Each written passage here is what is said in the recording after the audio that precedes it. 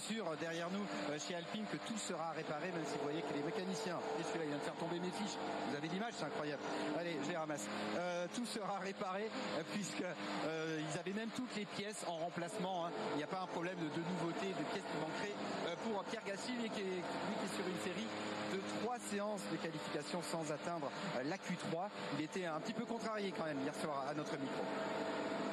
Un énorme coup de survirage à la sortie du virage 13 et on essaie de comprendre un peu pourquoi.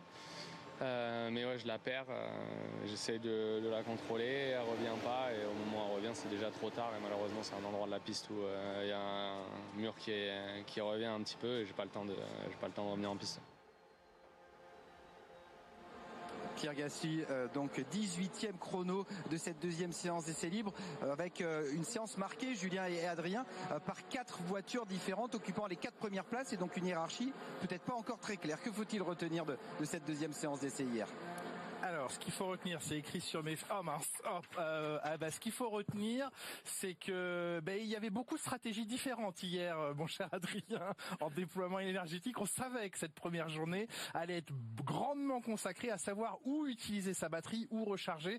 Et on a vu que les écuries avaient toutes plus ou moins exploré différentes phases jusqu'à devoir confirmer dans les FP3 qui arrivent la meilleure des stratégies de déploiement énergétique. Ça, c'est la première chose. Ce que l'on peut voir, c'est qu'un Kimi Antonelli absolument pas affecté par ce qui lui est arrivé à Silverstone il y a 15 jours, est arrivé, on va dire, pied au plancher, que ce soit sur les longs relais ou sur un tour rapide, il a été intraitable. Oui, intraitable dans le dernier secteur, à garder de l'énergie dans le deuxième secteur. Ça, c'était la stratégie de la Mercedes hier. Chez McLaren, on a été plutôt très performant avec Norris, mais qui est sur une physionomie de week-end un peu différente puisqu'il aura une pénalité en qualification, donc à prendre avec des pincettes cette performance d'hier. Par contre, Verstappen, très performant depuis le début du week-end, un bon équilibre sur sa voiture et chez Red Bull on a été plutôt régulier entre les 3 secteurs sur la gestion de l'énergie, tout comme Ferrari. Solide, Red Bull, on s'en méfie dans les clans adverses, on se méfie de la performance de Red Bull ici. De la seule Red Bull, peut-être celle de Max Verstappen, puisque on va y revenir, Isaac Hadjar sera pénalisé pour changement de moteur, il partira en fond de grille et Norris comme Stroll pour eux ce sera 10 places. Le classement de la deuxième séance d'essai libre hier, donc quasiment 2 dixièmes de marge pour Antonelli sur Norris, Verstappen à 4 dixièmes, Hamilton à 7, Isaac Hadjar 5e, Russell 8e mais qui assure pouvoir faire mieux.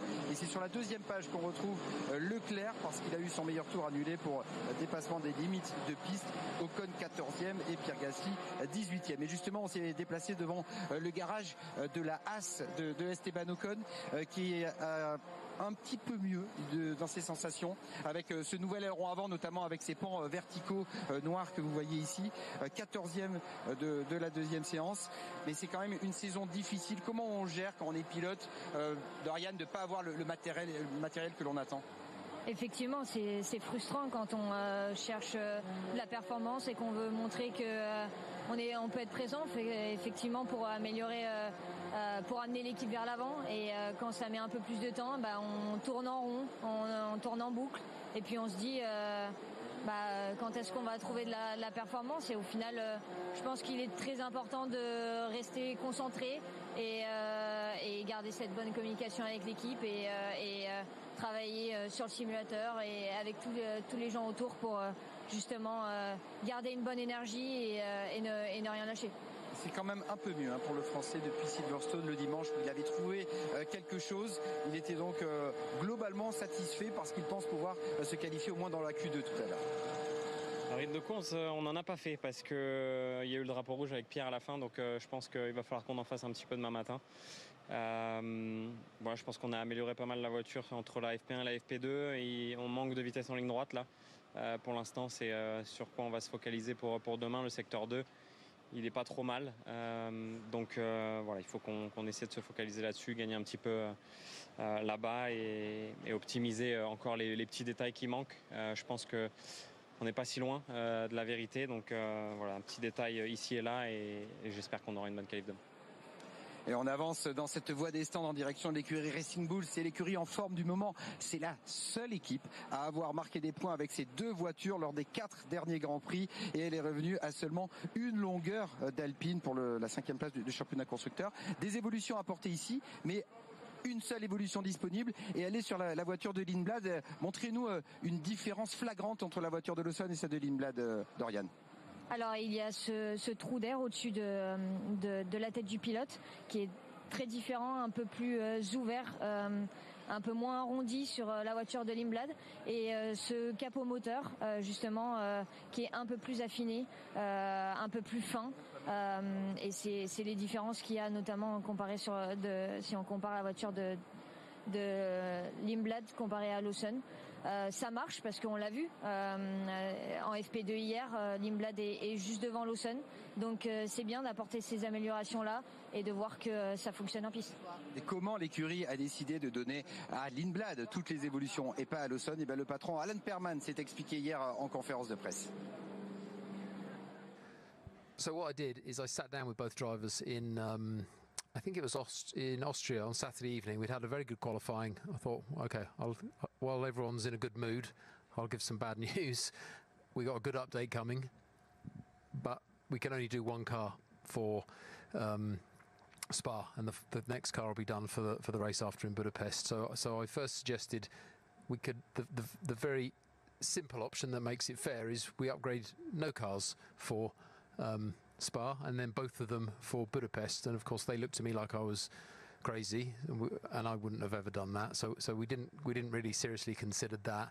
The next thing I said is, look, we can flip a coin, or we can make it a little bit of fun, and we'll say whoever qualifies in front in Silverstone gets the upgrade, and they both signed up for that, and that's what we did. D'une équipe italienne, on passe à une autre direction, le muret descend de Ferrari, où on attend encore Frédéric Vasseur qui devrait s'installer d'ici quelques minutes. Ferrari qui a quand même remporté 2 des 3 derniers Grands Prix disputés, avec la victoire d'Hamilton à Barcelone et celle de Charles Leclerc à Silverstone. Il y a quand même un déficit moteur qui sera peut-être préjudiciable ici. On a vu qu'hier Hamilton a terminé la séance 4e à 7 dixièmes d'Antonelli. On écoute d'abord le pilote britannique, on en parle avec vous après, Dorian. Made steps forward, relatively clean sessions. Made a couple of changes into P2. The gap is a little bit, seems a bit bigger today than, at least in P2, than anticipated. But hopefully we can try and close that tomorrow. But overall, we generally feel good. Ferrari est capable d'aller faire mieux, parce qu'à Silverstone, ils étaient défaitistes en arrivant et ils sont repartis avec le trophée du vainqueur. Exactement, je pense qu'ils sont dans une bonne énergie aussi. Il disait justement, Lewis aussi, que la balance était bonne et qu'il fallait trouver un peu plus de vitesse de pointe. Donc à voir ce qu'ils font en FP3 ce matin et puis en qualif cet après-midi. De toute façon, ils sont toujours plus performants en qualif quand ils arrivent, donc je pense qu'on va attendre des bonnes choses de leur côté. Le premier élément de réponse donc dans un peu plus de 5 minutes avec le démarrage de cette 3e séance d'essai libre.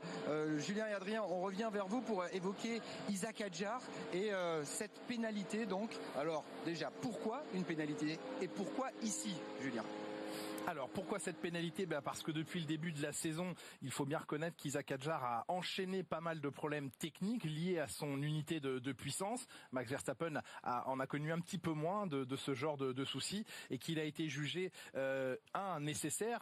Il était certain qu'à un moment il aurait fallu de toute façon changer des éléments sur cette voiture. Pourquoi le faire ici, Adrien? Le circuit se prête à accepter des pénalités plus qu'un autre. Oui, exactement. Pourquoi? Pour 2 raisons. Parce que à la fois c'est un circuit où avoir un nouveau moteur c'est plutôt bien. Il y a des longues lignes droites, donc autant le faire ici ce changement. Et en plus de ça, si on part avec une pénalité, donc si on part de loin, il y a aussi des opportunités de dépassement plus que sur un autre tracé. Alors Isaac Hadjar, il va se concentrer sur des réglages plutôt courses pour entamer une belle remontée demain au fil des 44 tours, mais il ne va pas non plus négliger, Laurent, la séance de qualification. Il l'a dit hier, tenter d'aller le plus loin possible dans ces différentes phases de qualification. Il pourrait ainsi éliminer un adversaire légèrement en difficulté, pourquoi pas du top 10, et pourquoi pas, Adrien, également aider son coéquipier Max Verstappen, à qui il manque un peu de vitesse de pointe. C'est sûr, il va y avoir, je pense, un jeu de ce côté-là s'il arrive à aller jusqu'en Q3, ce qu'on espère pour Isaac, donner une aspiration éventuellement à Max Verstappen, et quand on sait à quel point la ligne droite est longue ici, ça fait une vraie différence. Oui, sans Paul aujourd'hui. Ah, tu commences bien. Merci, toi. Messieurs, tu commences bien la séance. Hadjar, là, bien sûr, il est en train de se non, préparer, oui, il sera pas en pôle, il sera peut-être 3e. 3 ou 4. C'est Pas en correct, pôle. mais bon, c'est pas. On est quand même. Ça reste loin d'une Mercedes, hein, donc c'est bien. Je pense qu'on est dans le coup avec les McLaren et les Ferrari. Donc dimanche, ça devrait bien remonter. Je vais essayer d'aller en Q3 pour voilà, éliminer des voitures. Quand même être en Q3 et en Q3, on verra ce qu'on va faire. Vous le connaissez bien, Isaac Hadjar, il lâche jamais rien, même s'il sait qu'il partira 22e. Exactement, non, je pense qu'il a toujours eu cette mentalité. On a roulé en kart quand on était enfants ensemble, donc il a raison de garder, de montrer aussi à l'équipe que il performe et qu'il est là en Q3 et qu'il va aller chercher aussi peut-être son coéquipier. C'est ça qu'il veut aussi, je pense, quand t'as un Max Verstappen à côté de toi, t'as envie de montrer cette performance et cette envie d'amener l'équipe vers le haut. Donc ça m'étonne pas de lui. Ils ont tous les deux un sacré caractère et on a demandé à Laurent Mekies, qui célèbre ici en Belgique le premier anniversaire de son arrivée à la tête de l'écurie de Red Bull, comment ça se passait finalement de devoir gérer Max Verstappen. Écoutez la réponse du patron français. Notre travail à nous, c'est de faire en sorte que pour le cas de Max, comme pour nos autres talents, c'est quand le week-end se termine, est-ce que Max a pu exprimer son talent au mieux? Et vous savez que si vous réussissez... En fait, sur quoi tu te bases pour dire qu'il sera en pôle? La Ferrari n'est pas la meilleure, c'est Antonelli qui sera en pôle. Pourquoi Lewis ou Leclerc sera en pôle? Enfin, toi, tu détestes Leclerc. Hein. T'es prêt à lui chier dessus à la moindre occasion, d'ailleurs. Je trouve ça contre-productif, mais bon. Je serais très surpris vraiment qu'ils soient en pôle. Hein.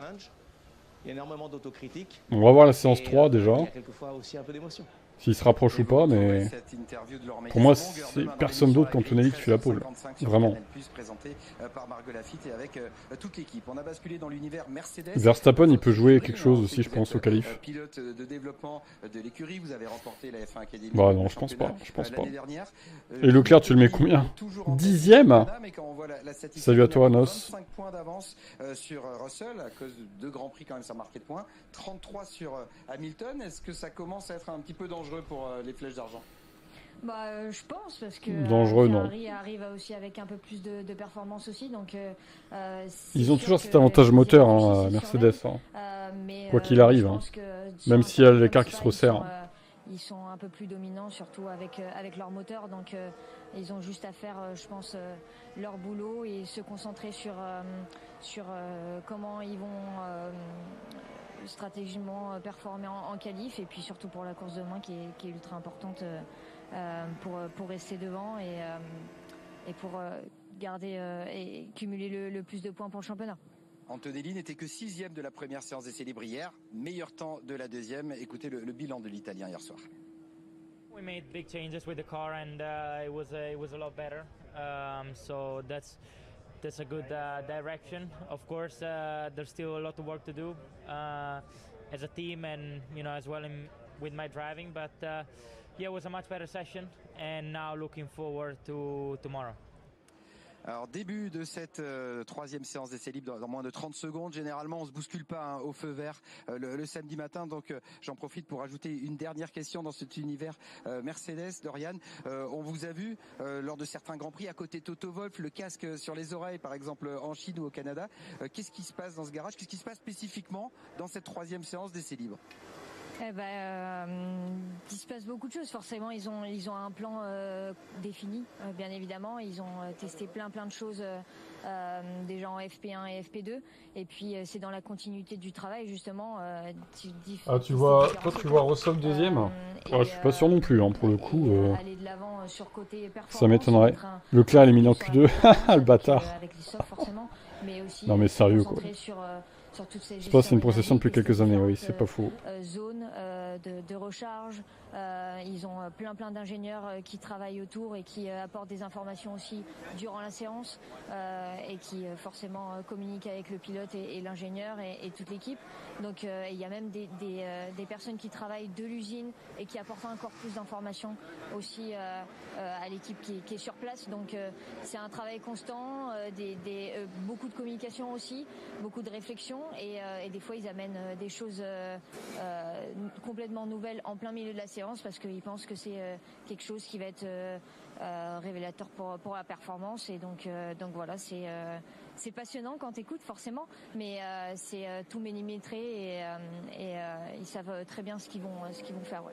Alors dans cette troisième séance d'essai libre, vous n'allez pas écouter les ingénieurs Mercedes, mais vous allez écouter Julien et Adrien aux commentaires. Vous allez aller dans la voie des stands au plus près des voitures. Et juste avant de vous donner la parole, Julien, Adrien, une statistique lors des troisième séances d'essai libre disputées cette année, il n'y en a eu que 5, puisqu'il n'y en a pas quand on est dans un week-end sprint. Le meilleur temps de cette troisième séance d'essai libre a systématiquement signé la pole position le samedi après-midi. Donc verdict déjà dans un peu moins d'une heure maintenant, messieurs.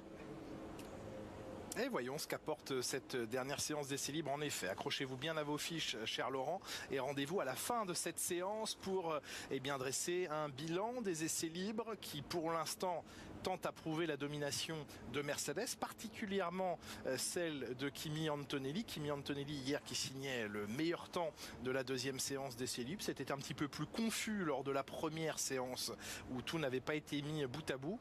Plus difficile, Adrien Tambay, pour son coéquipier George Russell, qui a été longuement en recherche de grip et qu'il n'a jamais complètement trouvé. Oui, 1,2 seconde entre les deux pilotes, c'est des écarts assez grands, même si on est ici sur le circuit le plus long de la saison. Quand on se penche sur les acquisitions de données, on voit plusieurs choses. On voit que effectivement George Russell a tendance à perdre du temps dans les lignes droites. Ça ne veut pas dire que son moteur est moins performant, ça veut dire que il y a une utilisation dans les virages et en récupération d'énergie de la part de Kimi Antonelli qui est peut-être plus efficace.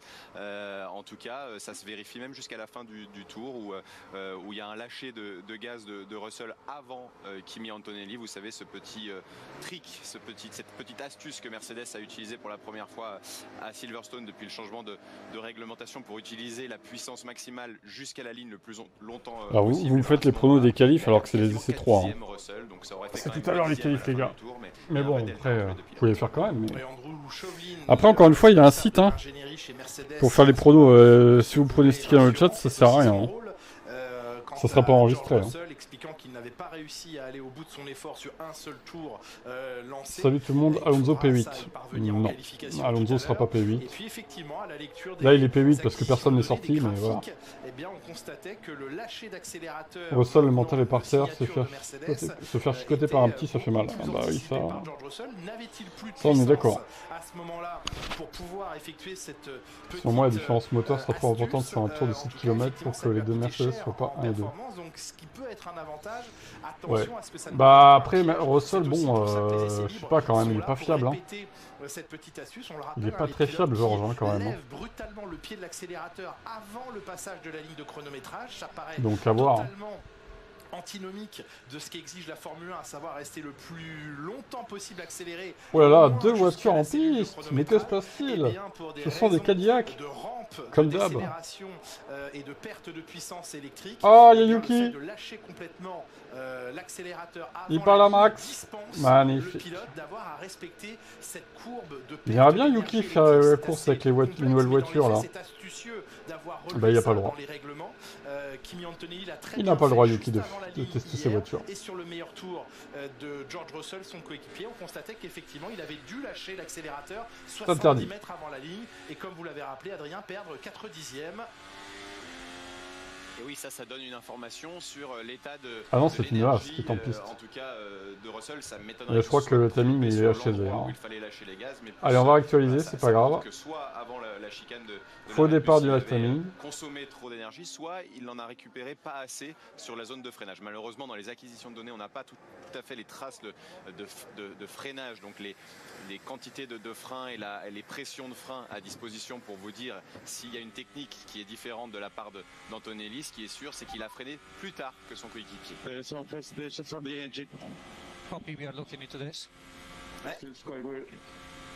Le moteur qui a un petit peu faibli, quelques hésitations du moteur rapporte à la radio Sergio Pérez. Sensation un petit peu bizarre alors que s'élance sur la ligne de départ arrivée son coéquipier Valtteri Bottas. Pérez va apparaître au fond de l'écran, va-t-il rentrer au stand? Non, il reste en piste le Mexicain derrière le Finlandais. Chez Cadillac, nouveauté apportée à la monoplace sur la partie extérieure de l'aileron avant. On a modifié notamment les deux petits P1, P2. que vous voyez sur les extérieurs et Alonso P2. Ouais, en partant de la fin, peut-être. On voit la voiture talonner et s'écraser dans la montée du raidillon. On attend chez Cadillac une évolution au niveau des écopes de frein avant. Ce sera pour le week-end prochain. Les fans d'Alonso qui doivent attendre les évos de Hongrie comme le Messi là. De cette épreuve ici en Belgique. Oh là là. Et chez Cadillac, on attend vous devez être comme des fous là. Pour gérer au mieux le refroidissement. Vous devez être vraiment dans cette attente cruciale. De toute façon, ça va rien changer. Ils vont peut-être gagner 4-5 places, c'est tout. Ah, la douche froide, si c'est le cas. Avant de respirer un petit peu mieux, c'est le cas de le dire, au niveau des freins à Budapest le week-end prochain. Et ça sera bienvenu à Budapest parce qu'avec les températures qu'il y a habituellement et les zones de refroidissement des freins qui sont quasiment absentes parce que les lignes droites à part celles de départ arrivées. Comme ça, je vais pouvoir vous dire le classement en temps réel. Du quel classement en dessous pendant les courses. Continue de s'accrocher au peloton, certes un peloton qui se trouve devant en termes de performance, mais qui détache derrière elle l'écurie Aston Martin. Alors elle se fait détacher, hein, donc et Cadillac progresse et de son côté Aston Martin stagne et ça crée des écarts très importants entre Cadillac, 10e équipe du plateau, et la 11e Aston Martin, qui attend le souffle court, l'arrivée d'une évolution majeure sur la monoplace verte de Silverstone. Là aussi le week-end prochain, ce sera évidemment un élément observé avec beaucoup d'attention. Tous les regards se porteront sur la version évoluée et sur le travail d'Adrian Newey et de toutes ses équipes à Silverstone. L'Aston Martin dont on dit qu'elle pourrait aller 2 secondes plus vite. 2 secondes plus vite, ça la ramènerait simplement au niveau de Cadillac. Hein. Oui, ou peut-être juste devant, mais ça c'est encore une fois les ouais, ça la ramènerait peut-être en Q2 à la limite. Peut-être une Q2, ouais. Mais bon, c'est pas ça qu'ils veulent, hein, des Q2, bon, c'est bien joli, mais bon. C'est pas ça qui va faire que l'équipe va progresser, quoi. Spécialement. C'est nul, Q2. Assez laconique dans ses propos, expliquant que chez Aston Martin, nous sommes, dit-il, les spécialistes des annonces de chiffres, et finalement, les chiffres ne sont pas la réalité lorsqu'on amène la voiture en piste. C'est ça. Le commentaire un petit peu rugueux hier, mais c'est certainement une pensée pleine d'amertume et de frustration. De devoir attendre. L'attente devrait prendre fin dans une semaine. Est-ce que les 2 secondes seront au rendez-vous? La question reste totalement ouverte. Alpine attend aussi le week-end prochain avec impatience parce qu'elle sait que sur des circuits plus lents, avec des virages à rayon plus faible, elle pourrait être plus à son aise que sur ces circuits très rapides comme ici Spa.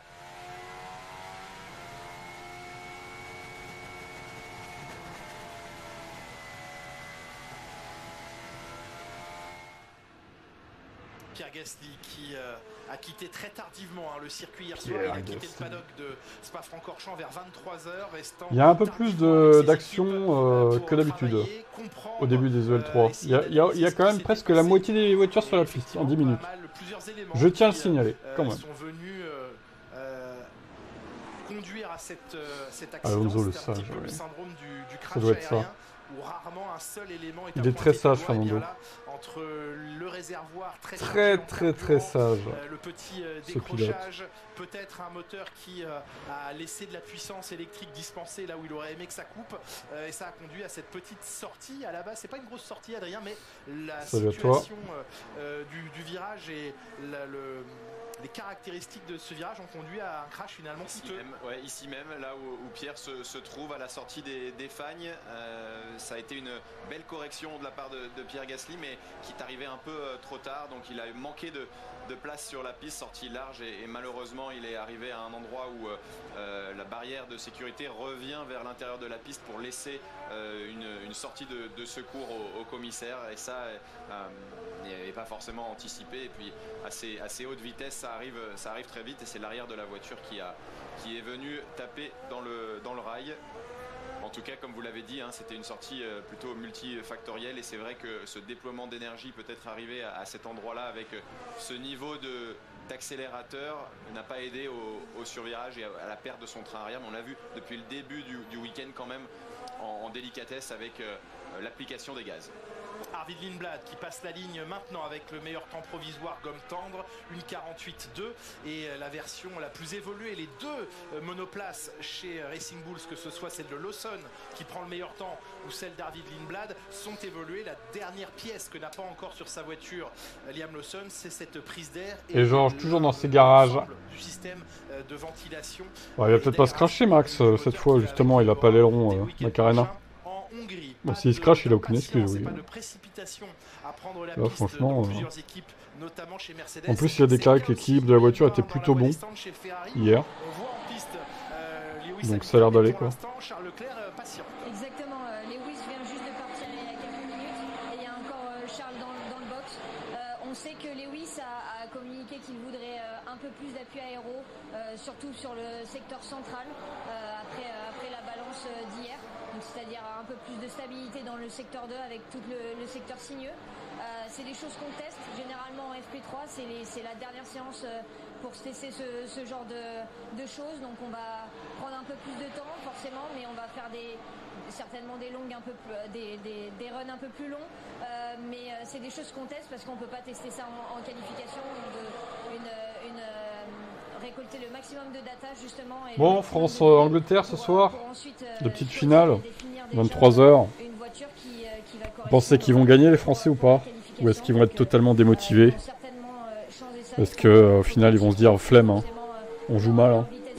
Une fois de plus. J'espère qu'ils vont quand même gagner pour l'histoire, mais bon. 3 ou 4e, tu me diras, ça change pas grand-chose. Ah, c'est dommage, hein. Ce match-là, contre l'Espagne, putain, décevant. On touche à peu de choses finalement, il y a beaucoup d'éléments qu'on fait évoluer en vue de la dernière séance d'essai libre le samedi matin. On aurait encore eu un France-Argentine en finale, terrible. Je pense que l'Argentine, ils vont gagner en vrai. Ils ont tellement de réussite eux, c'est incroyable. La remontée qu'ils ont fait sur l'Angleterre là, ça dégoûte, hein, vraiment.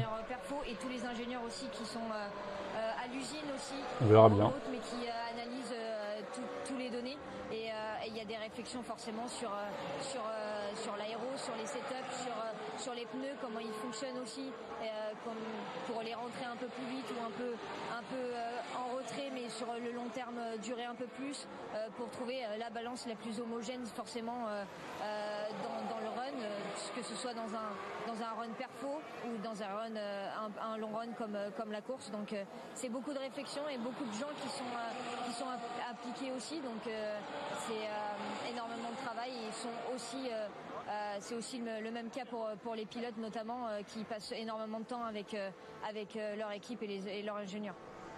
Mais Dorian, j'allais justement vous interroger sur les pilotes. Est-ce que vous, en tant que pilote, vous êtes un peu plus frileuse que les ingénieurs à faire des modifications? Quand le vendredi a été difficile, on imagine que comme les ingés, vous avez envie de voir des choses changer sur votre voiture. Est-ce que quand les choses se sont plutôt bien passées, le pilote ou la pilote va plutôt être sur les freins, c'est le cas de le dire, en disant au moins elle me plaisait bien aujourd'hui la voiture, n'y touchez pas trop? On peut, mais généralement on fait confiance à toutes les équipes qui ont bien plus une image globale des données au final, hein. C'est eux qui analysent et bien évidemment ils prennent en compte et on prend au final les décisions tous ensemble, mais les ingénieurs ont beaucoup plus une image globale de comment est la voiture et comment elle est en termes de balance. Merci beaucoup Dorian pour toutes ces explications évidemment. Avec à l'image d'un Carlos Sainz qui n'était pas très satisfait hier de la façon dont se déroulait la journée, qui a connu quelques problèmes techniques qui plus est, sûrement l'envie d'ajuster un peu plus les réglages de sa monoplace, peut-être un peu plus que son coéquipier Alex Albon, qui lui considérait hier que chez Williams la situation était un peu meilleure, un peu moins difficile qu'il y a 15 jours à Silverstone. C'est vrai que chez Williams et aussi chez Haas, on était plus auto-satisfait hier du côté de Berman et de Ocon, même si bien sûr il y a toujours un écart par rapport aux équipes de tête, mais disons que les développements sont allés dans le bon sens. C'est toujours ça qui est compliqué, arriver à progresser, mais un peu plus que les autres, parce que les autres ne s'endorment pas et font des steps parfois un peu plus importants que le vôtre. Dans ce premier quart d'heure de séance, on retrouve Lewis Hamilton, pneumatique tendre avec le meilleur temps devant Isaac Hadjar qui, sur un deuxième tour en pneumatique médium, est parvenu à se hisser à moins d'un dixième de la Ferrari. Les McLaren de Norris et de Piastri suivent pour l'instant Liam Lawson. Vous voyez le programme différencié entre Norris et Piastri chez McLaren. L'un et l'autre ont convergé maintenant sur le même aileron arrière. La nouveauté apportée par McLaren ici à Spa, c'est un nouvel aileron arrière. Et les deux pilotes en sont maintenant munis après avoir effectué des comparaisons en première séance d'essai libre hier. Norris assez... lucide sur le fait que cette deuxième place... Kimi DNF, Norris crash au départ, Lewis peine à 5 secondes, on remonte avec la safety car, Leclerc se rate au raidillon. Wow. N'importe quoi. Ah, vraiment, mais comment tu veux qu'il se passe autant de trucs en une course, quoi? Ça va pas bien, hein. En fait, vous vivez dans un film, en fait. Croyez, la F1, c'est un film, en fait. La F1, c'est F1 The Movie, en fait.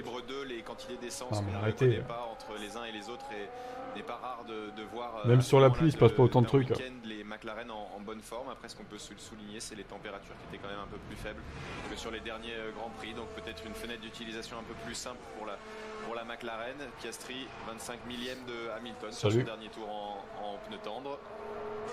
Intéressant l'explication hier d'Alan Perman sur la répartition et l'attribution de la nouveauté, sur le fait qu'il l'ait joué à la séance qualif du Grand Prix de Grande-Bretagne. David Lindblad a été inspiré peut-être de prendre la 9e place qui constituait d'ailleurs sa meilleure performance en qualification. C'est la 3e fois en qualif qu'il signait une 9e place. Et avec un changement annoncé de vent, d'orientation du vent par Isaac Hadjar. En tout cas, il a cette nouveauté, prise d'air au-dessus de la tête du pilote, modifiée, réduite dans son volume, dans sa forme modifiée également.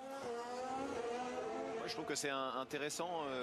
Bon, c'est sûr qu'on aurait préféré avoir deux évolutions disponibles pour les deux voitures ce week-end, mais de faire ce choix comme ça de manière moins arbitraire peut-être que si on prenait la position au championnat à ce moment T, ça donne de la motivation aux pilotes, ça crée un petit jeu et une bonne émulation. Alors là, c'est trafic sur lequel revenait Sergio Pérez. Là, il zigzague pour trouver sa place. De Norris que l'on retrouve ici dans la partie basse du circuit, la plus au sud du circuit, avec un petit passage dans les graviers. Et ici dans le casque de Charles Leclerc maintenant en direct.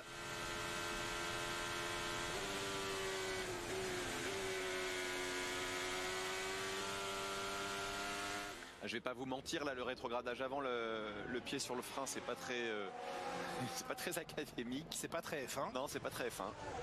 On travaille sur l'écoulement du flux d'air, en tout cas sur l'étude de l'écoulement du flux sur le plancher et le diffuseur sur la monoplace de Charles Leclerc. On les voyait préparer cette peinture dans le garage il y a quelques minutes.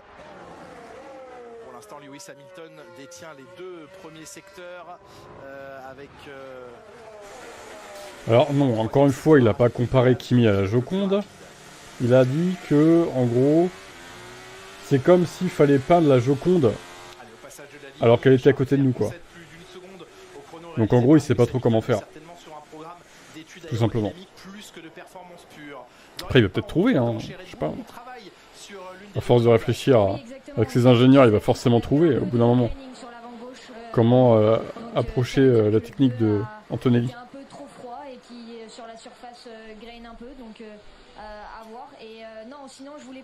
Il est pas stupide, Russell, normalement. Quand il rentre au stand, il a généralement plein d'informations. Lewis en forme. Ouais, enfin, les deux Mercedes sont pas encore roulés, Verstappen non plus. Hein. Même les datas des autres. Relativise le chrono. Mais oui, ça reste un bon chrono après, c'est sûr. Sur les circuits de Spa, mais les ingénieurs coupent aussi en micro-secteur pour justement se concentrer sur... Non, je pense pas que ce soit une intox. Pourquoi ils m'ont tiré? Ça se voit sur les perfs qu'il est largué de toute façon. Hein. Pour moi, c'est pas une intox. Ils disent ce qu'ils pensent, ce qui se passe, quoi. Le fils de Yoss, il va nous faire quoi comme dinguerie ce week-end? Je ne sais pas. Les Mercedes sont quoi? Bah, ils ont pas besoin de rouler en fait. Non mais c'est vraiment ça. Hein. Pourquoi s'emmerder à rouler alors que tu domines tout le monde, quoi. Satisfait hier Max Verstappen du comportement. Enfin, Russell, par contre, lui, il domine pas, donc il pourrait rouler, mais c'est même pas le cas. Et sur les rétrogradages notamment, il expliquait hier soir que la version du logiciel. Même pas le cas pour Georges. La boîte de vitesse avait été modifiée et que c'était pas parfait, ça allait mieux sur la fin de la journée. Max Verstappen que l'on a vu par contre en difficulté en fin de FP2 lorsque les pilotes viennent effectuer une procédure de départ sur la grille, procédure complètement loupée hier pour Max Verstappen. Vous allez me dire Adrien, vaut mieux que ça arrive en essai libre que demain dimanche à l'extinction des feux, mais ça ne met pas en confiance. Ouais, ça n'a absolument pas fonctionné, il y avait certainement beaucoup d'éléments à analyser. Est-ce que c'était lié à sa boîte de vitesse et au logiciel? On ne sait pas, mais on l'a vu surtout quasiment rester sur place. En tout cas, on a vu cette monoplace hier, avant même ses propres commentaires. Ah, ça y est, la guerre des fans de Leclerc contre Hamilton. Ah, j'en ai marre de cette guerre, putain. Vraiment, arrêtez. Hein. Ce serait Verstappen à la place de Leclerc. Ouais, bon, je dirais ok, pas de souci. Mais ça va, Leclerc, il est pas détestable comme mec, c'est bon. On peut le supporter un peu, non?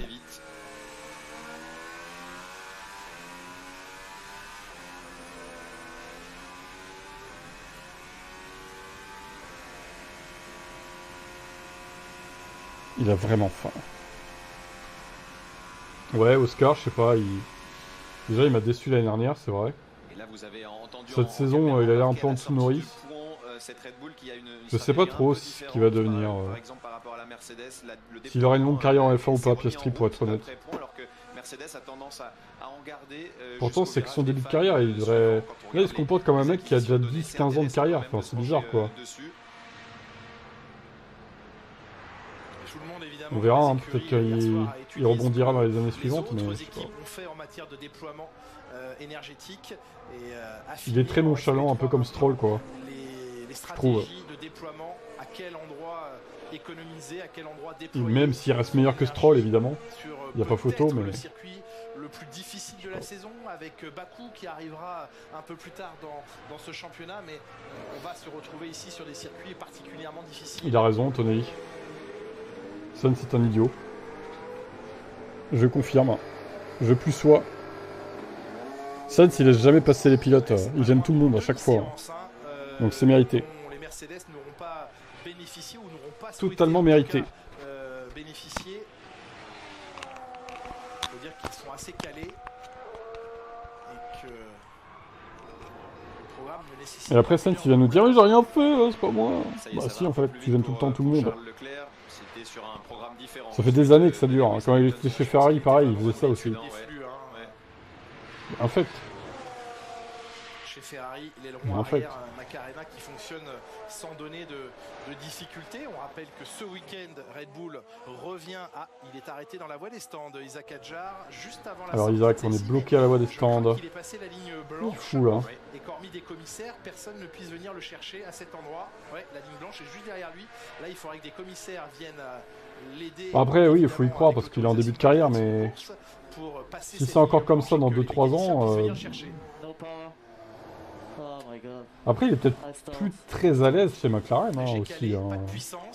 C'est peut-être ce qu'il bloque, hein, je sais pas. Est-ce qu'il se dit, il est vraiment, est-ce qu'il est vraiment à sa place chez McLaren? Mais bon, il veut aller où? C'est pareil. Je le vois pas ailleurs que chez McLaren spécialement. Hein. S'il veut performer, il faut rester chez McLaren. Hein. Pour l'instant.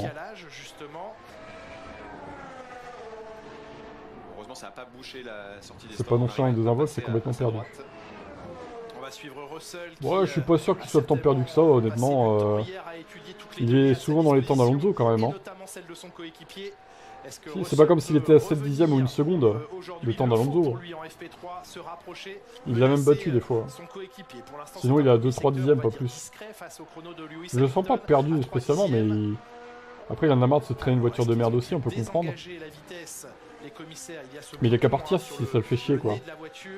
Il a qu'à quitter le sport. Bon bah Hadjar est bloqué à la sortie des stands, super. Génial. C'est évidemment une question de sécurité pour le sur lui qu'il y a des problèmes. Pour le pilote et les autres pilotes. C'est fou ça. arrière encore un petit Ouais, peu on est instable, d'accord. sur ces images de Je pense George aussi, Russell. ouais. Pour l'instant, c'est moins bien que Lewis Hamilton. Je pense aussi que ça va pas aider, quoi. Plus de 7 dixièmes et demi de retard à l'issue du deuxième secteur. On sait que dans le deuxième secteur, hier, c'est là où on en gardait un peu en termes d'énergie chez Mercedes. Donc on devrait déployer un peu plus ici dans le troisième. On va vérifier ça.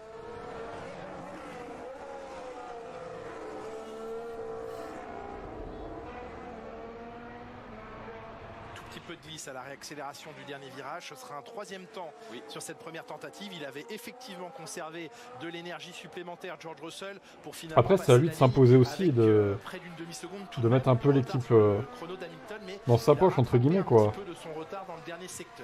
Faut qu'il se démarque de Norris, hein, c'est tout. Isaac Hadjar d'être ramené vers son stand. Aucune puissance, coupure complète. Nouvelle alerte. Max, Max, alors on va me dire l'aileron, oui, d'accord. Bizarre que ça arrive qu'à Max qui se crache avec son aileron là. Pourquoi Hadjar, pourtant qui a le même aileron, ça lui est jamais arrivé de se cracher avec l'aileron? J'ai pas d'explication sur ça aussi. Bizarre, non? Parce que finalement, c'était le même aileron pour les deux, ça aurait pu impacter les deux, quoi. Ce crash. Pourquoi c'est arrivé qu'à Max? Vous avez 4 heures. Il a noté, Kimi Antonelli, sa saison jusqu'ici. On arrive quasiment à la pause des grandes vacances. C'est l'heure des bulletins de notes. Il s'est attribué. Est-ce que Aston Martin s'est arrivé au point? Alors, ça tombe bien, ils ont déjà un point. Ils ont marqué un point à Monaco.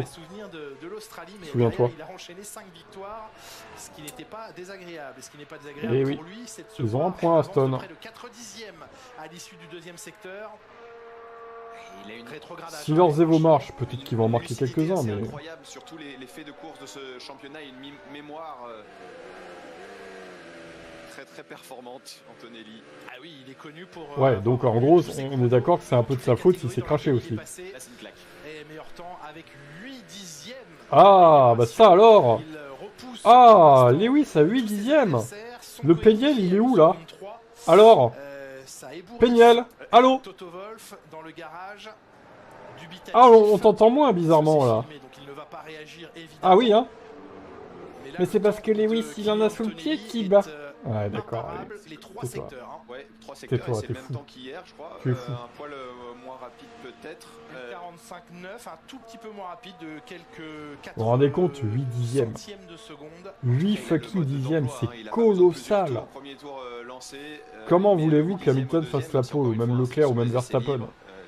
Il n'y a aucun monde où ils font la pole, quoi. Mais franchement, il a l'air d'être vraiment naturel avec cette voiture. Isaac Hadjar, dont on finit de nettoyer la carrosserie, quand on n'en est plus qu'à policher la carrosserie, c'est que ça va bien. Donc c'est certainement que le problème a été vu et réglé sans trop de difficultés. Petite perte de temps quand même pour ouais, le bah Français, ramène-moi. mais la situation a l'air sous contrôle.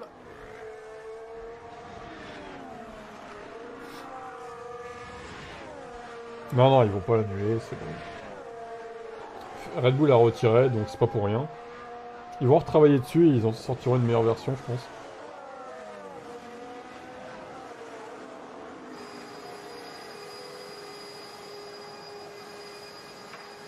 George Russell va sûrement, Adrien, demander à comparer son chrono à celui non, pas 9 dixièmes, 8. de son coéquipier. Presque 8, pas 9.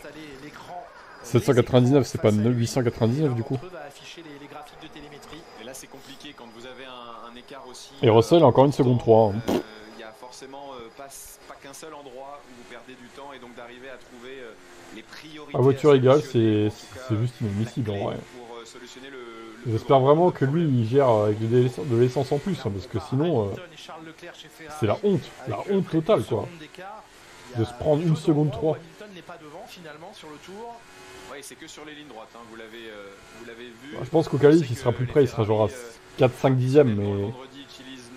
Enfin, j'espère pour lui, parce que sinon, c'est la honte totale. Toutes les deux l'avoir embarqué.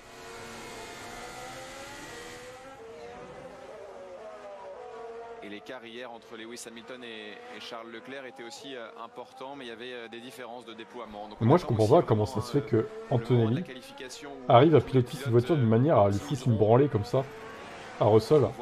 Alors que Russell, bon, il y a des ingénieurs, il y a le simulateur, ça fait plein de courses, on a fait la moitié de la saison quasiment déjà.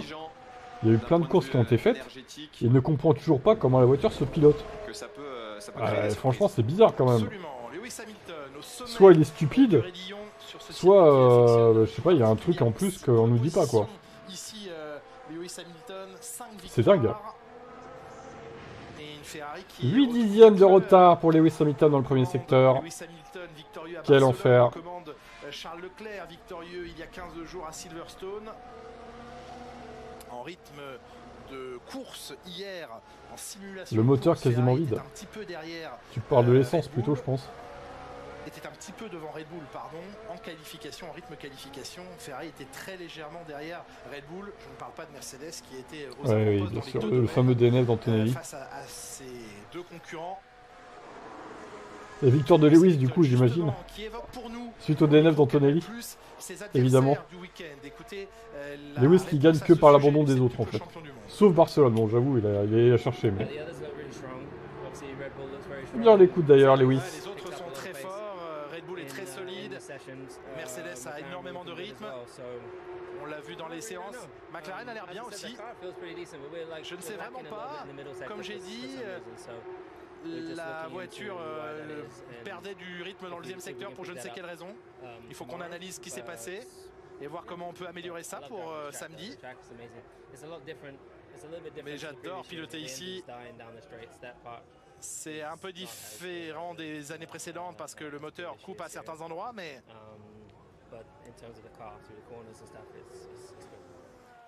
quand vous êtes dans la voiture, dans ces virages, c'est vraiment génial. On continue à prendre beaucoup de plaisir et on peut le comprendre. Lewis Hamilton qui, dans cette deuxième tentative, a signé une 46.789. Verstappen est juste derrière, entre parenthèses. Hein. Des longs relais pour la course des après, si Kimi abandonne, peut-être qu'on va avoir une lutte pour la victoire entre Verstappen et Hamilton.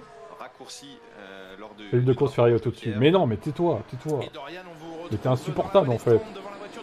Ferme-la quoi. Mais à quel moment la Ferrari est au-dessus de la Mercedes en rythme de course? Mais t'es fou. Tu es fou, allié. Fais-toi interner vite, hein. Ça urge, hein. A priori, Russell n'arrive pas à se faire au comportement des pneus par rapport à son style de pilotage, mais du temps à s'adapter. Ah, il n'y a pas que les pneus, là, il y a la gestion de l'énergie aussi. Hein.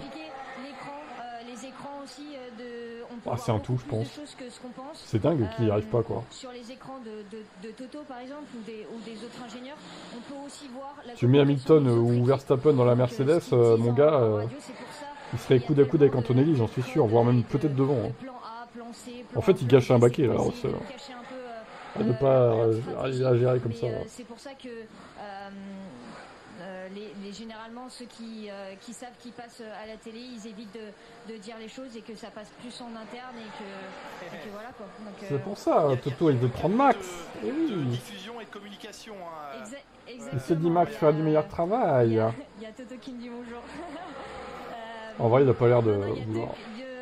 Canaux différents, forcément celui qui passe à l'antenne où il faut cacher un peu son jeu et l'autre bizarrement on discute plus des stratégies, plus aussi il y a des personnes qui sont dédiées. Parce que mentalement ça va chez Russell, bah, ça y est que seul lui le sait. Rien laisser passer. Tu penses que ça m'étonne qu'il soit resté fini on va faire la même chose que Russell? Non, je pense pas. De communication au final. Je vois pas pourquoi. Après, si Hamilton était à la place de Russell, il aurait peut-être du mal face à Antonelli aussi, on sait pas. Hein. Mais pas au point de Russell, je pense pas quand même. Après, Lewis là, il a l'air bien s'adapter aux voitures 2026, hein. Pour le coup. J'ai connu des temps où on essayait même d'avoir c'est bien adapté, hein. radio des autres pour un papy internes entre les constructeurs. On pourrait se dire, bon, les vieux, ils ont du mal à s'adapter aux nouvelles voitures, au final, non. nommera pas l'écurie où un homme il a l'air d'y arriver. Militaire était au fond du garage avec un espèce de poste. La capacité à s'adapter, c'est la qualité d'un top pilote tout simplement pour scanner les données de communication des autres équipes et qui prenait des notes. Et quand j'ai dit mais c'est quoi ça, ça ne t'en occupe pas. Ne regarde pas par là, tu n'as rien vu. Mais oui, ça ne sera jamais un pilote exceptionnel, juste bon. Ouais, je suis d'accord.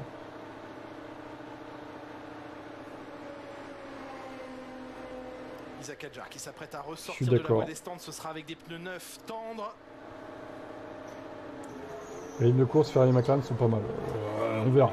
On verra, moi je pense pas. Tout fonctionne bien sur sa monoplace. Je pense que la Mercedes reste devant. Il reste un peu moins de 25 minutes maintenant à couvrir. Je vous rappelle déjà, bien sûr, ce rendez-vous que vous aviez noté, c'est celui des qualifications. 15h40 sur Canal Plus Sport. Les qualifications. Charles s'est rapproché de Lewis, mais il est encore derrière, mine de rien. Russell est ressorti avec des pneumatiques tendres, mais c'est bien le même train qu'il avait utilisé le run d'avant. Deuxième relais sur ce train de pneumatique qu'il gardera. De toute façon, vous êtes là à dire McLaren bon rythme, mais au final, Norris se prend 10 secondes de pénal, 10 places de pénal, donc il va partir loin. Il reste Piastri, quoi. Ça commence un petit peu toujours de la même façon, cette histoire. Plus ou moins 2 dixièmes et demi, 3 dixièmes dans le premier secteur. Des corrections, Adrien. On voit cette monoplace qui n'est pas stable. Oui, ça bouge et donc ça, c'est un double effet. Ça fait perdre du temps, mais ça aussi fait perdre de l'énergie sur la totalité du tour. Et c'est là-dessus que j'ai l'impression que Kimi Antonelli a mis le doigt sur... mettre son curseur justement au bon endroit. Il avait dans le passé non, demain il peut pas. Mais toi t'étais vraiment, mais il n'allait pas aller plus vite en surconduisant et du coup tu trolls en fait, c'est possible. Plus cette année, il est vraiment dans sa zone. Demain il peut pas un jour. Hein. Demain il fait grand beau temps. Hein. Demain il neige. À Spa.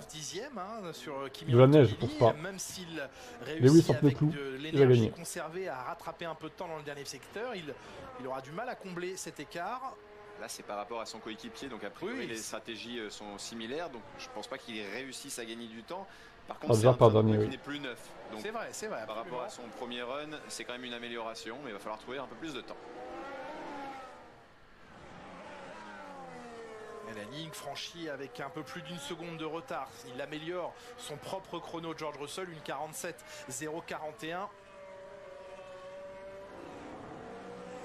Ah, il l'a pas vu, Lance Stroll. Ça a conduit au petit blocage de roue d'Isaac Hadjar.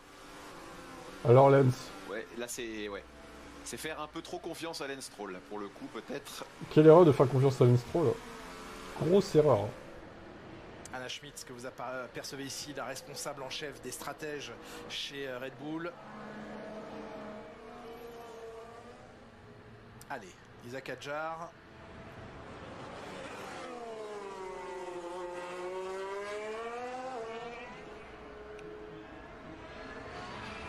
Cette zone d'ouverture, mode ligne droite dans la descente vers Eau Rouge. La montée vers le raidillon. Et maintenant c'est à pleine vitesse jusqu'au combe. Cette légère montée, ligne droite mais en légère montée jusqu'au combe. Oh là, les deux mains. Il a enlevé ses deux mains du volant. Ouais. Isaac Hadjar. Est-ce que c'est pour vérifier si le vent dans une certaine direction ou si la voiture tire à droite ou à gauche? Je pense qu'à 300 km/h, si vous mettez la main en dehors de la voiture, vous n'avez pas la direction du vent. Non, mais pour voir si elle tire à droite ou à gauche. Oui, je plaisante. Ou pour faire coucou aux spectateurs, mais j'ai l'impression que non. Il a lâché, ouais. Isaac Hadjar. Qui est à l'aise depuis le début du week-end, Isaac aussi avec sa monoplace.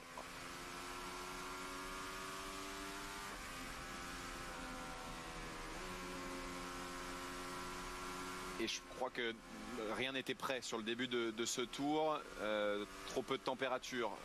C'est peut-être aussi pour ça qu'il a essayé. I mean, nothing is ready. Voilà. Everything's too cold. Everything is just. Ouais, rien n'était prêt. Tout est trop froid. Je pense que le trafic et la mauvaise rencontre en piste avec. Ah, ça veut dire qu'il va gagner, lui. Pas aidé non plus. C'est sûr, il va gagner. Bonne préparation de son tour rapide. La LH fin de base, les gars, va falloir redescendre un petit peu, quoi. Moi-même, je suis fan de lui, mais je suis pas comme vous, hein. Clairement. Je suis pas aussi extrême que certains. Là. nous faire une belle remontée. Et c'est Vous êtes un peu toxique hein, quand même. Ou sur un circuit où la Red Bull semble plutôt à l'aise. Il va falloir redescendre un petit peu. Ocon P17. Bah oui, comme d'hab. Comme d'hab, Ocon est loin de son équipier en termes de place. Mais pas forcément en termes de temps. Bon là un peu quand même, mais on verra en qualif. Mais il est toujours 2-3 places derrière, tu vois, 3-4 même. Même s'il est à 2-3 dixièmes, pas plus. Mais ça fait beaucoup de place au final. Demain je sens un gros bordel au premier virage, peut-être plusieurs accrochages. Ah ça y est, on repart dans les fantasmes des crashs. Ça fait des années qu'il se passe plus rien à Spa, mais c'est pas grave. Des informations sur le rythme de Antonelli. On dit à Isaac on n'est pas en F2 ou en F3 quand même. Un run avec pas mal d'essence embarquée. C'est le travail. Ça fait du bien que Lino ait pris congé, il m'énerve. Ouais, ça c'est cool ça. Mettre à profit le dernier quart d'heure de cette séance ou peut-être les dernières 10 minutes pour un tour qualif se rassurer sur son rythme pur. Non, tu ferais pas mieux que Stroll toi. Toi, c'est sûr que t'as même pas le permis en fait. Tu n'as même pas le permis de conduire. Dans le sillage aérodynamique d'une autre monoplace, en tu as 12 ans en fait. Du français c'est ça la vérité. Allez, deuxième tentative pour Isaac Hadjar, ça s'est mieux passé pour lui dans le premier secteur.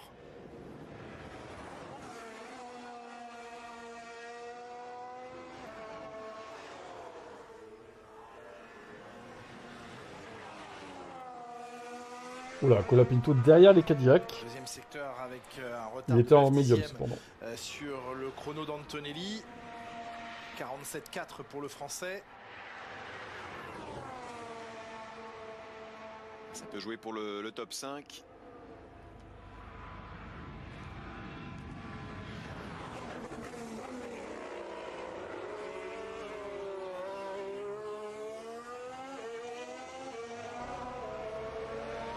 Et ce sera effectivement un top 5, une 47,096. 5ème Isaac Hadjar. On marche plutôt bien cette Red Bull. De son coéquipier Max Verstappen. Et Russell s'est rapproché à 1 seconde de son équipier. Bravo Georges, qui progresse dis donc. Du travail à faire de ce côté-là chez Red Bull. Un gain d'une demi-seconde pour Kimi Antonelli face à son coéquipier Russell sur les seuls virages lents, les 3 véritables virages lents du circuit.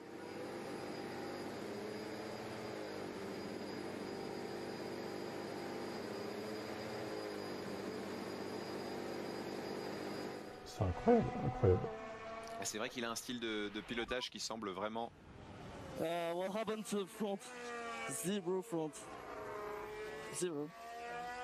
Alors que s'est-il passé sur l'avant de la voiture? J'ai pas du tout d'avant, 0 avant, dit Isaac Hadjar. Adrien, on traduit, hein, c'est que quand il tourne dans les virages, la voiture ne tourne pas de manière aussi vive et aussi précise qu'il le souhaiterait. Ouais, il a perdu du train avant d'un coup sans avoir d'explication. Ah oui, d'ailleurs Antonelli ça va. Hein. Il n'a pas fait de changement. Effectivement, entre le 10ème et le 6ème, t'as même pas 4 dixièmes. Sur un circuit de 1 minute 45, c'est bien. Pression des pneus, préparation. Mais il y a Antonelli qui fait chier quoi. Ses pneus, les températures.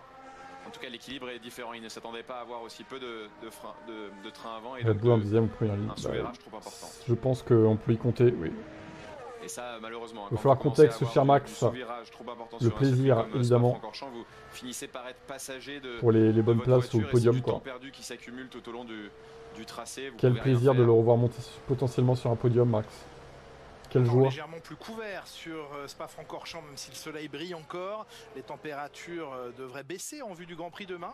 Certains y voient là une opportunité de mieux se comporter. C'est notamment le discours tenu par Oli Berman chez As hier soir qui disait voilà, avec des températures plus faibles, nos difficultés seront un peu mieux masquées que s'il fait vraiment chaud.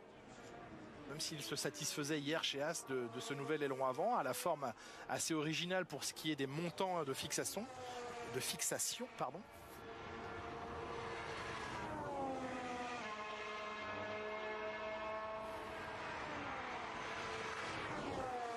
Pneumatique 9 pour Max Verstappen. Pas sûr qu'il soit bouffé par Ferrari en course quand même. Regarde l'Autriche. Alors oui, c'est pas le même type de circuit, d'accord, mais... avant de s'engager dans ce dernier virage, je pense qu'ils sont quand même capables de régler leurs problèmes Red Bull. Hein. Pour s'élancer le plus droit et le plus efficacement possible. Le déni, le déni. Oh le déni, c'est chaud. C'est chaud d'être dans le déni comme ça. Ça se soigne, hein, tu sais, ça se soigne. Hein. Je peux aller consulter un psychologue. Attention au trafic là, sortie de l'eau rouge, c'est bon. Ouais, ça va même lui servir là. Ouais. Il a l'aspiration qu'il aura peut-être en qualification tout à l'heure par son coéquipier. Et là, c'est le métier de Charles Leclerc, de raccélérer à ce moment-là pour ne pas justement Et créer Charles une situation qui donne l'aspi à Max. Et pour ne pas trop aider peut-être. Alors Charles, c'est quoi ça? Fais pas ça en qualif, hein. Il a raccéléré T'as pas dans intérêt, le hein. rouge pour ne pas se retrouver devant lui au moment où on arrive en aveugle à la sortie de celui-là, donc c'est possible.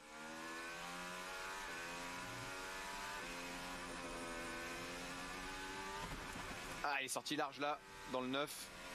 Ah, là, c'est ironiquement que Max Verstappen parle des montées de rapport qui sont brillantes. Ça veut sûrement dire qu'il n'est pas satisfait de la manière dont les. Moi, je souhaite qu'Hamilton finisse devant Max, hein, évidemment, logique. Mais il faut quand même se méfier du Red Bull.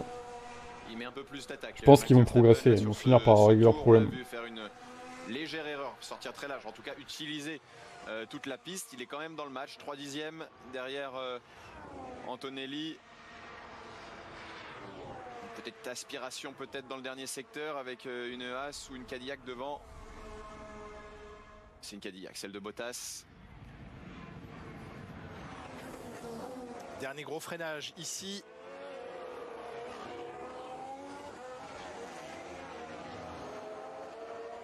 Et sur la ligne, l'amélioration pour Max Verstappen, une 46-138 et ce record. Ah, il a battu Lewis Hamilton. Ouh, il fait un dixième et demi d'Antonelli. Bon, après la piste s'améliore aussi. Mais... Nouvelle marque donc dans le secteur attendez, 3. Il va sûrement améliorer bientôt. Là, c'est le moment ou jamais, hein, 13 minutes de la fin de la séance, de trouver du rythme et d'essayer de. Red Bull a une bonne voiture, c'est juste les pilotes qui sont nuls. Ça va mieux là. Ah la vache. 46, Isaac Hadjar te remerciera. George Russell, en fait, toi, t'es vraiment à contre-courant de tout, quoi. Tu comprends vraiment rien à ce que tu vois à l'écran, quoi. Ou alors tu le fais exprès. J'espère pour toi que tu le fais exprès. Regardez, George Russell qui améliore. Ah, bah voilà. Bon, encore une fois, la piste s'améliore aussi, attention. Hein. Donc là, s'il reroule encore, Antonelli, il va mettre 5-6 dixièmes de plus. Kimi va nous tuer avec les pneus neufs. C'est ça. Salut Lewis est vraiment confiance dans la voiture ces derniers temps. Oui, on espère que ça va durer. Juste devant Max Verstappen. 9 millièmes d'écart. 6 dixièmes avec Piastri. Et Lando Norris devant Max. Différentes, en sachant que Norris plus 10 places. Une pénalité tout à l'heure. Alors on voit la sortie un peu large Verstappen. Ça ferait P12 là du coup. Ah, il a pas perdu grand chose. Norris qui part dans le midfield, oh là là. Il a pas lâché, ouais. Oh là là. Je sais pas ce que ça va donner. Forcément les pneus un peu sales aussi pour heureusement, c'est quasiment à fond. Il a pas l'habitude. Ah. Kimi Anthony, t'es pas censé attaquer un tour rapide là? Ah bah il a laissé passer. Alors soit il s'est raté à l'épingle de la source, soit il a 2 tours de préparation, mais j'ai l'impression que ça s'est pas exactement passé comme il voulait au premier freinage. Ouais. Allez, on va revoir ça. Ah ouais, dans le Piastri. Il a du mal, Oscar. Eh oui, il s'est raté. Ouais, il s'est raté au premier virage, Kimi. La vitesse n'est pas passée. Le rétrogradage, pas trop. Ouais, la vitesse n'est pas rentrée et il n'a pas réussi à ralentir la voiture. Ça se ralentit évidemment au frein, mais aussi sur le rétrogradage. Oh, mais ils arrêtent pas d'aller dans le gravier là, le pilote. Hommage à Verstappen dans le bac à gravier en descente. Il est arrivé avec beaucoup de vitesse aussi. Peut-être que les pneus n'étaient pas complètement prêts. Il n'aura pas abîmé son train parce qu'il les aura sollicités sur un seul virage, sans blocage de roue. Il va pouvoir en tirer un bon parti certainement de ce train de pneumatique dans quelques instants.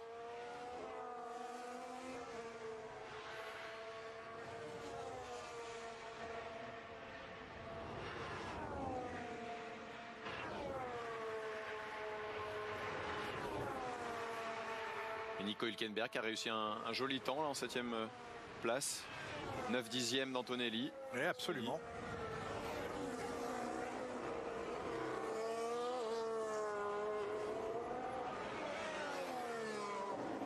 Albon qui remonte au 12e rang.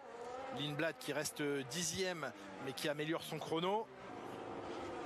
Lawson, même chose, hein, amélioration du chrono, 2 dixièmes derrière son coéquipier. Les Racing Bulls. Les Racing, quoi. Le passage un peu large en sous-virage. Virage très difficile hein, que ce virage en descente là. Et on revoit la petite erreur de Kimi Antonelli. On va écouter si la boîte de vitesse a un problème au rétrogradage. Ah non, on voit le... Non, c'est pas du replay, pardon, c'est du direct. C'est sa deuxième tentative. Excusez-moi. Cette fois, la vitesse passe bien. Ouais, une bonne rotation, beaucoup de vitesse à la corde pour Antonelli dans la source.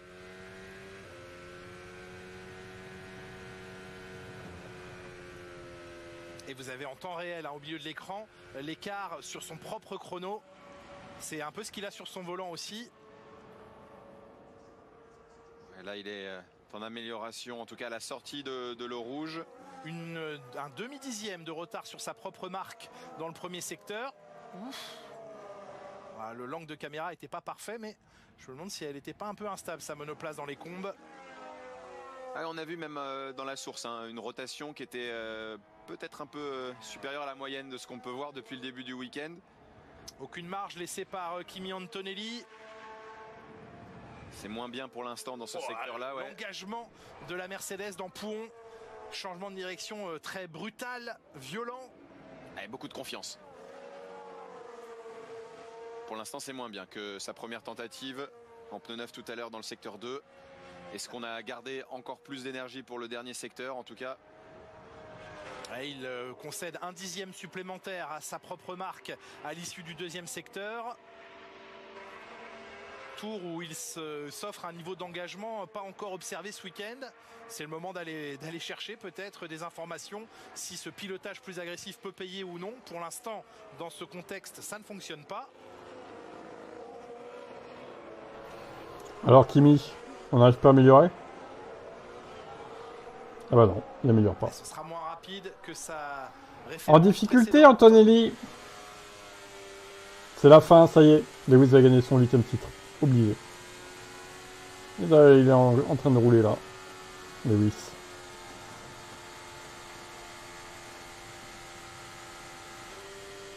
Voilà, rétrogradage dans la ligne droite. Ouf. Oh, ça fait mal. C'est un bon tour aussi là pour Lewis Hamilton dans le deuxième secteur. J'observais la stabilité de la Ferrari. On sent qu'il fait exactement ce qu'il souhaite avec. Il a même un dixième de retard dans le deuxième secteur. À l'issue du deuxième secteur, 47-0 pour Lewis Hamilton. Un très bon deuxième secteur. C'est bizarre qu'il n'arrive pas à améliorer Anthony, ou alors il a de l'essence, je sais pas. Mais... Ouais, très efficace dans les changements de direction, notamment dans les fagnes. Beaucoup de stabilité du train arrière. Bon, il y a Leclerc aussi qui va pas tarder à améliorer. Ça va faire un joli tour pour Lewis Hamilton. Ouais, ça va jouer la 3e ou 4e place. Oh, le dernier secteur nul. De la dernière chicane. Oh, il y a là 5e seulement. Ouais, bon. Ça en qualif, ça passera pas. Ça passera pas, les 4 roues sont au-delà de la ligne blanche. Et pour le tour qui suit également, Julien, j'imagine. Oui, voilà, tout à l'heure quand je vous disais que le plan de caméra n'était pas flatteur, mais voilà ce qu'on n'avait pas bien vu, c'est l'énorme coup de survirage. Ah oui, d'accord. Là, il y a laissé. Je vois pourquoi il a pas amélioré. Et de l'énergie aussi. L'énergie des batteries, surchauffe de la surface du pneu instantanée. Ça pouvait pas faire un bon temps à l'arrivée. C'est même étonnant qu'il arrive quasiment à matcher sa performance de tout à l'heure avec une erreur comme celle-là. Allez, George Russell, dernier mouvement de préparation. Et dernière chance à 6 minutes de la fin de la séance.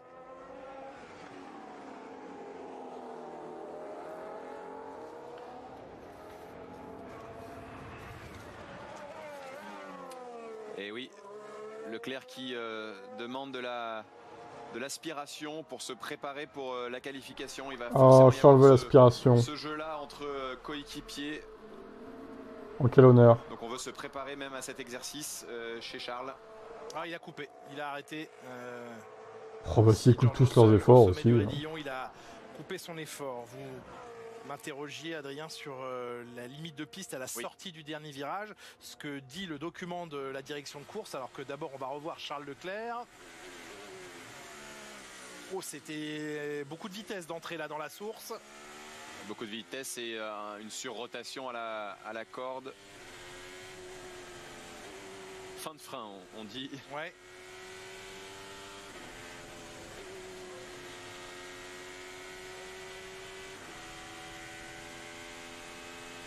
Et il s'agace forcément un petit peu derrière le volant, Charles Leclerc. Il se retrouve pour l'instant au 10e rang. Oui, pour ce qui est de la limite de piste à la sortie du dernier virage. Bien sûr, dépassement de la limite de piste annule le temps effectué sur ce tour. Et le document de la direction de course dit que le tour suivant pourrait être invalidé par les commissaires. Donc c'est à l'appréciation des commissaires de décider ou non de supprimer le tour suivant à la sortie de ce virage. Donc c'est pas automatique. Là où ah ouais, c'est la tête du client en gros quoi. Il est indiqué mais c'est lunaire ça aussi. Course, soit tu supprimes automatiquement, soit tu le fais pas pour tous. C'est pas ah bah ouais lui, bon on va lui laisser son tour. Hein. Oui, il faudrait vraiment qu'il y ait un non mais sérieux quoi. Gagné pour le tour suivant et surtout une intention de préparer le tour suivant. En tout cas, Charles, son erreur, c'était malheureusement sur son premier tour lancé avec un train de pneumatique neuf. Là, il se réélance, du coup.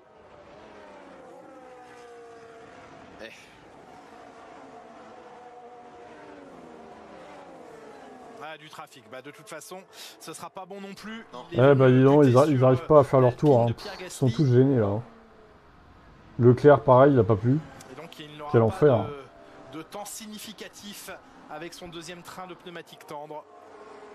Il faudra ne pas regarder avec trop d'importance, si ce n'est aucune, son 10e temps. Un peu comme on reste un peu sur notre fin avec cette dernière séance là. Il faudra surtout se ménager des tours propres en qualification tout à l'heure, éviter autant que faire se peut le trafic. Ah ça y est, maintenant c'est plus forcément en pôle, c'est peut-être P2 maintenant. Ah oui, bah, bien, demain, enfin tout à l'heure ça va être P4 finalement, Lewis. P3, P4 peut-être. Ah ouais, regardez-le celui-là. Ridicule quoi. Je crois que c'était Verstappen qui a pris l'aspiration de Bottas. Et dans le dernier secteur, bah, trafic, ils en auront pas en Q3, de toute façon, ils seront que 10, donc ça ira. Sur 7 km, 10 voitures, ça devrait aller, je pense. Par contre, en Q1, oui, faudra faire gaffe.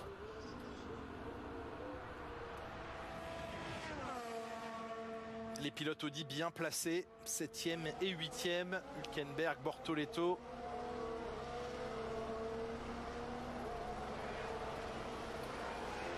Exactement, ouais. La girouette qui change d'avis tout le temps, là. Les deux pilotes alpines plutôt proches en termes de pas bien, lui. Hein. C'est un sketch, ce mec. Qui est fort depuis le début du week-end ici, qui semble en confiance.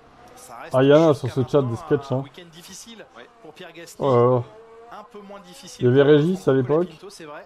Il y avait les fans de Max aussi, certains. Il y a lui maintenant, fan d'Hamilton.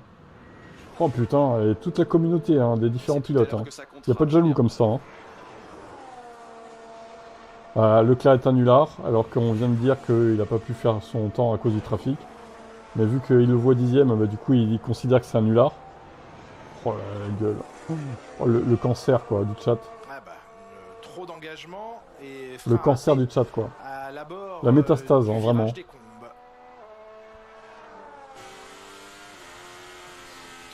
Tour, non, la pole va se jouer entre Kimi et Kimi. La deuxième place va se jouer entre Lewis, Max et peut-être Russell. Voilà. Bon, là clairement c'est compliqué. Hein. Le pic du pneu, le jeu du pneu n'est vraiment pas voilà le programme. Optimum. Pour tout à l'heure. Ouais. Il avait commencé à pousser 2 fois, donc il y a des cycles de chauffe qui se sont engagés. Assez réactive, assez vive. La Ferrari de Charles Leclerc. C'est pas mal dans le deuxième secteur. Ah, Charles, peut-être un tour, peut-être un tour. Alors peut-être. À la lecture des 3 secteurs et de ce qu'il aura. Bah oui, mais juste rater son tour, en fait, c'est pas idéal de rater son tour en fait. Tu vois, c'est pas idéal. Et il a tendance à les rater souvent ces tours, Lewis, quand ça compte. Malheureusement, faut le dire aussi. Hein. Surtout ces dernières années là. Ah bah 6ème Leclerc du coup. 46, 750. Derrière Lewis Hamilton. Ah, par contre si Leclerc finit devant Lewis en qualif alors qu'il a été toutes les séances derrière lui, là vraiment il va falloir se poser des questions. Hein. Il va falloir se poser des questions. Oh, mais il rétrograde avant le virage, là, Lewis. C'est trop bizarre de faire ça, quoi. Ça, c'est pas normal, hein, quand même. Oh, attention! Oh non! Le crash! Oh non, putain! Aïe, aïe, aïe, il a crevé. Alors, ouh, il a tapé fort, il a rebondi fort, là. Non! Péniel, alors, Péniel! On ouvre sa gueule.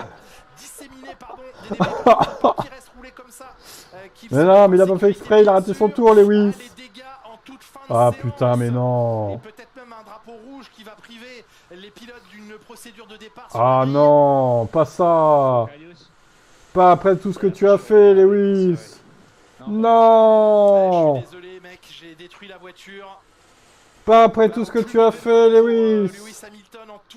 Non. Pas ça, Zinedine. On revoit ce qui s'est passé.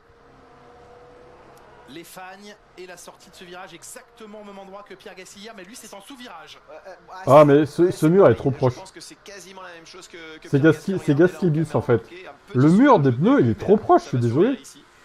Pourquoi ils le font revenir le mur comme ça? C'est comme Pierre. Comme Pierre. Comme Pierre, vraiment comme Pierre quoi. Le copier-coller. Ça rebondit avec le gravier là. Eh, c'est dommage parce qu'il aurait peut-être pu contrôler la voiture sans ce mur.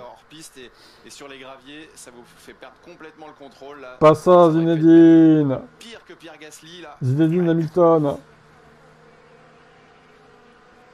Bon, ils ont combien de temps pour réparer? Ils ont 3h30. Ah putain, le temps de ce mur à cet endroit. La gueule de la roue quoi. Qui est peut-être imposé par le circuit tel qu'il en plus, il a même pas pu regagner les stands. C'est vrai que ce mur qui revient vers la piste, eh bien, laisse peu de J'espère que ça va pas impacter sa qualif, hein, parce que s'il part dernier, c'est fini, hein, les gars. C'est terminé là. Ferrari. Oh là là. Le rendez-vous. Quel idiotie de faire ça quoi. 16h pour ce qui est des qualifs, ça fait chier vraiment. 15h40 exactement pour ce qui est de la prise d'antenne sur Canal Plus Sport. Et d'ici là, eh bien, ça fait chier. 2 heures, un peu moins de 2h30. Ouais, c'est pas beaucoup, hein, mais. Le temps que la voiture revienne, ils auront 2 heures. Hein. Ouais. Heureusement, c'était pas trop grave. J'attends de voir quand même. Hein. La suspension arrière droite détruite. Après, bon, ça se répare, c'est sûr, mais. Ça aurait été mieux qu'il fasse ça en EL2 hier, par exemple, tu vois. Quitte à choisir. Mais là, bon. Ça tombe un peu mal, quoi. Je trouve. On voit aussi que le vent se lève légèrement sur Spa-Francorchamps. Le timing n'est pas idéal. Rester sous drapeau jaune, ça va permettre aux équipes de venir sur la grille, parce que c'est vrai qu'à l'endroit où est immobilisé Lewis Hamilton, il n'y a pas de lien. Il n'y a même pas de red flag quoi. À venir après, se mettre fini, sur la grille et effectuer ses départs, tant mieux pour les équipes. Et Norris, hein, qui discrètement, sans pôle, ta gueule. Se place devant ferme la Red Bull, devant les Ferrari, t'arrêtes, devant les Mercedes, celle de Russell. Sera en pôle en partant de la fin. Piastri et Norris me fait penser quand même qu'on avec il va jouer avec Fernando et Stroll et Norris et Adjar. Circuit, on rappelle, hein, voilà. Le vainqueur en titre à Spa. Donc là 6/10, c'est beaucoup. Donc peut-être des stratégies différentes. En tout cas, la McLaren semble quand même meilleure. Le moment de changer la totale, de partir en dernier et remonter. Et puis un Verstappen, ouais, mais pour le championnat, c'est pas bon de faire ça. Et une Red Bull très équilibrée. Ouais, je pense qu'ils auront le temps, mais est-ce que la voiture sera aussi bien qu'elle était avant son crash? C'est ça la question aussi quoi. Sur la grille de départ, on a la chance d'être juste au-dessus des premières places de la grille. Le départ a été bon pour Isaac Adjar. On parlait des pas idéal, hein. lancements et du départ difficile de Max Verstappen hier. Celui d'Isaac Adjar. Aïe. Voilà, Lewis, spectateur de son échec. La retraite, Lewis. Secourir sa monoplace. L'heure a sonné. Pour les deux Audi qui sont toutes les deux dans le la retraite a sonné, Lewis. Lando Norris va venir rejoindre la grille d'ici quelques instants. Deuxième temps, on le disait, assez proche. Mais en fait, il y a une voiture en plein milieu de la piste. Les mecs, ils ont même pas mis de red flag en fait. Ils ont juste mis un yellow flag. Non mais c'est lunaire. Mais enfin, ça va bien là. Mais qu'est-ce qui justifie ça en fait? Je comprends pas la FIA. Vraiment, t'as une voiture en plein milieu de la piste. Les mecs, ils mettent juste un double yellow. Ouais, ça va. C'est pas dangereux hein, finalement une voiture arrêtée au milieu de la piste. Non mais c'est complètement fou quoi. complètement dingue. Gros patinage des roues arrière pour Charles Vous voyez, Leclerc, quand je disais qu'il mettait un peu les red flags et les yellow un peu à la tête du client, un peu comme ça leur chantait, bah c'est pas normal. C'est pas du tout normal de faire ça en fait. Même le cuisinier sur la voiture de Lewis. C'est hallucinant. C'est très bien parti pour Lando Norris. Tout ça pour les laisser faire leur test de départ, si ça se trouve, c'est ça en fait. C'est très bien parti du côté de Charles Leclerc aussi. Très bien parti pour Charles Leclerc aussi. Kimi Antonelli lui a pris un petit peu plus de marche sur la grille alors qu'on survole la monoplace en difficulté de Lewis Hamilton. Puis toi qui la ramène, et quelle heure là? Elle va pas enfin on est quand même à la fin du tour, mais elle va pas revenir avant 14h hein, la voiture je pense. 13h55, 14h quoi. Kimi Antonelli, le leader du championnat du monde, qui mène après la séance d'essais libres 2, la séance d'essais libres 3, devant une McLaren et une Red Bull, celle de Lando Norris pour ce qui est de la McLaren, celle de Max Verstappen pour la Red Bull, à tous les deux à peu près un dixième et demi. George Russell, Lewis Hamilton sont 4e et 5e chez Mercedes et Ferrari, 6e position pour Charles Leclerc, 7e place de l'autre McLaren, celle d'Oscar Piastri, devant les pilotes Audi, Nico Hülkenberg, Gabriel Bortoleto, 8e et 9e. Isaac Hadjar conclut cette séance dans le top 10. 11e temps pour Arvid Lindblad, 12e pour Liam Lawson. Les Racing Bulls aux portes du top 10. Devant l'Alpine de Franco Colapinto, la Haas, première des Haas placée au 14e rang. Pierre Gasly est 15e, il devance Alexander Albon. Valtteri Bottas, Carlos Sainz, ça ira bien, il va faire la pole. Il va gagner le 8e titre. On connaît la chanson, merci. Ça devient un peu lassant hein, quand même. Merci Julien et Adrien, on va débriefer pendant quelques minutes. Ça devient un peu lassant tout ça. Ici à l'arrière du garage Mercedes, l'écurie qui fait encore le meilleur. C'est très redondant quoi. On précise que Norris, très bon deuxième, aura une pénalité de 10 places sur la grille, donc même s'il réalisait le meilleur chrono en qualification, il ne pourrait pas partir en pole position. Et cette Mercedes, qu'est-ce qui justifie son statut de favori au moment de la qualification d'ici un peu plus de 2 heures? 21 degrés dans l'air à Spa. Je pense qu'ils sont présents depuis le début de la saison sur n'importe quel circuit, notamment sur un circuit comme ça avec un très bon moteur. Mais on a vu Antonelli qui dominait entièrement la séance hier et aussi cette séance avec un très bon tour, avec notamment Norris et Verstappen. Antonelli pour l'avenir. T'es obligé de hurler dans le chat pour dire une banalité en fait. Ils ont aussi forcément fait plusieurs. Et les deux là, je vous ai à l'œil. Hein. Lewis, Carl DH et Peniel, attention à vous. Hein. Je vous surveille hein, quand même. Tout ça, justement, je vous surveille les gars. Pour décider au niveau du setup, qu'est-ce qu'ils vont faire? Est-ce qu'ils vont combiner les deux choses qu'ils ont essayé sur les différents runs ou est-ce qu'ils vont garder un setup plus qu'un autre? Là, ça marche bien chez Antonelli, un peu moins bien sur George Russell qui a plus 3 dixièmes et qu'on a déjà vu il y a quelques minutes alors que certains. Rendez-vous à 15h40 pour les qualifs. Russell casqué qui a monté cet escalier pour ouais, je prendrai l'antenne vers ici à l'arrière 50, 55, je verrai. Un petit mot quand même, Dorian, votre avis sur l'accident de Lewis Hamilton? Il est 13h38, il reste donc 2h21 et 30 secondes pour être prêt pour le début de la Q1 pour l'écurie Ferrari. Exactement, je pense que c'est à peu près la même histoire que Pierre Gasly hier. Il l'a perdu en sortie, justement en reprise de gaz où il y a eu un léger survirage, mais avec des grosses conséquences parce qu'il y a des bosses aussi à cet endroit-là et qu'il y a encore de l'angle du volant quand on reprend les gaz parce que c'est un virage un peu en combiné. Donc c'est pas une erreur qu'il aurait fait. Hein. C'est pas des erreurs en essai libre en plus. Les qualifications. Lewis Hamilton quand même 5e chrono de cette 3e séance d'essai libre à presque 4 dixièmes. Leclerc était lui 6e. Même Gasly hier, c'est pas une erreur qu'un pilote doit faire. Dans 2 heures très exactement à 15h40 avec. Bon, après ça prouve que les voitures sont un peu instables et qu'elles sont pas sur un rail comme l'année dernière quoi. Bien sûr, vous-même Dorian, Victor Martins qui nous rejoint. D'un côté c'est pas plus mal. Pour cette 10e séance. Bon allez, à tout à l'heure du coup. À tout à l'heure dans 15h40 sur l'antenne de Canal+ Sport. Vers 15h50, je prends